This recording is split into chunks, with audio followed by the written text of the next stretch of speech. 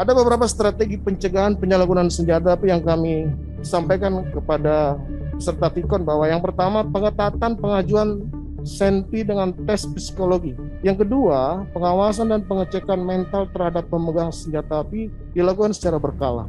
Apabila ada anggota yang memegang senjata api kemudian bermasalah dengan keluarga, dengan lingkungannya, segera dicabut pada kesempatan pertama sehingga tidak berdampak pada institusi nantinya. Yang ketiga, pemeriksaan secara rutin terhadap izin pinjam pakai SENPI. Kalau tesnya sudah benar, kita lakukan pengecekan secara rutin. Kami pengawas internal tidak akan bisa rutin, tapi pengawasan melekat dari pimpinan-pimpinan di tingkat unit dan satuan ini yang sangat penting untuk mengecek ini. Kemudian meningkatkan pemahaman dan kompetensi dalam penggunaan senjata api. Ini bahan akan kami share, silakan nanti disampaikan ke seluruh anggota, sehingga ada pedoman mereka, ada pengetahuan mereka dalam penggunaan kekuatan terhadap tindakan kepolisian. Beberapa hal yang perlu kami sampaikan, bahwa seluruh anggota Polri yang menggunakan atau meminjam senjata api dinas itu memahami betul prinsip-prinsip penggunaan kekuatan kepolisian.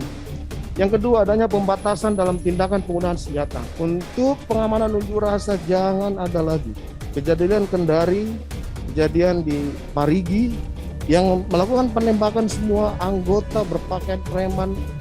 Mereka boleh ikut pengamanan unjuk rasa, tapi harus menggunakan pakaian dengan atribut yang sama sehingga kelihatan, harus dilucuti senjatanya karena ada tahapan yang harus dilalui. Nah, bukan lagi anggota yang salah ini, harus kasatnya yang bertanggung jawab, kapolresnya bertanggung jawab. Karena pada saat pengamanan ini, pada saat APP ini harus dilakukan sebagaimana yang dilakukan di Jawa Tengah kemarin, Pak Kapolres. Ini sudah dilakukan penyelidikan senjata.